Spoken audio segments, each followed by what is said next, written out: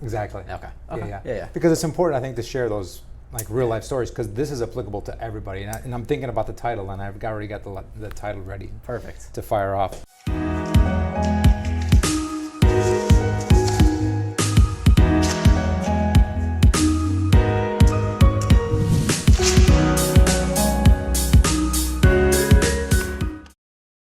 Welcome everybody, it's Eddie Edways again from Engel & Volkers and the Influencer channel, and we're recording today our episode number 4. And again with me is Ryan Bartlett of Unified Mortgage, and we wanted to talk about a couple things. It's great to have some really specific themes that apply to everybody, but there's some real world, like in the trenches kind of stuff that I wanted to talk to you about. So we've got, and I want you to kind of give me your take on these things. So we've got a buyer, I've got a buyer right now that you know that you're helping with their mortgage, and they're ready to buy. But what was it we were talking about with them, that they were going to, change jobs? Yes, yeah.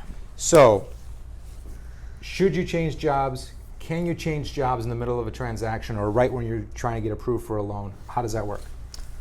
Yes, so it's not something that should completely make you run away from shopping or looking for a mortgage. But there are a couple things you need to be aware of when you're going to make this change. So the first thing is, are you changing to a similar job? Is it the same line of work? So that's a key piece. The second piece is it primarily salary and or hourly? If it's commission-based, the lender's gonna look at it like, okay, yeah, you had this commission at this prior job, how can we count on it at this new job? That is gonna get pretty hairy, and it's probably something you're gonna want to avoid. Okay. But salary to salary, hourly to hourly, same line of work, you're gonna be good. You're gonna need some more documentation. They're gonna wanna see the offer letter. Mm-hmm. And generally on all offer letters, you're gonna see some conditions that need to be met.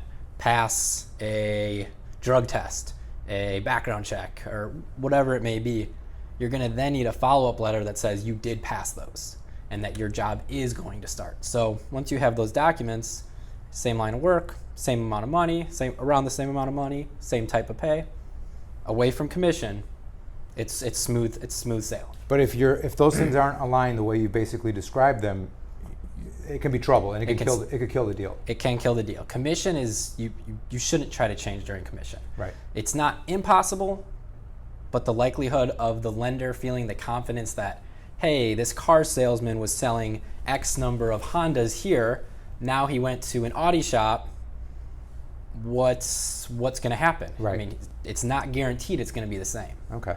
And then number 2, this is another one I've got right now. So this gentleman's buying his first home, super excited. He's been renting for most of his life, older gentleman. Obviously, the age really didn't matter. I only mentioned it because I was excited for him to finally get into, obviously owning his first home.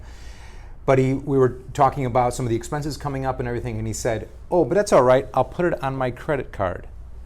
Yes. And that can kill a deal too. So talk to us about a little bit about what you can do, how much you can spend on a credit card, if you should avoid them completely while you're in the middle of trying to get approved for a loan. Yes, so question's twofold. So the first part I would say is, it can kill a deal on 2 parts of it. So your credit score can get affected if it's a large purchase because your credit usage is going up. And when your credit score drops, a couple things are going to happen. You can have worse pricing, a worse interest rate. Mm-hmm. Your payment will go up, and it could push you over that line of, I could afford this house, now I can't. Deal's done. And that seems to happen a lot more with first-time home buyers, only because maybe finances are tight, down payments are tight. Numbers always seem to be a little bit tighter when someone's buying their first home, first home, right? Yeah, and they're not necessarily aware of what they can and can't do. So, you probably see it more often. So it's important for the buyers to know, as well as us as professionals, to be upfront with them on the things they should be watching out for as they proceed through the process. And that's our job. Our job is to make sure that you're making the right decisions and that we're counseling our clients accordingly. I just thought this was kind of a timely talk, only because, like I said, we're going through these deals right now. Yeah. And I figured that a lot of people might get some value out of that conversation. So thanks again, Ryan. Yep. And we'll see you again next time. Thank you.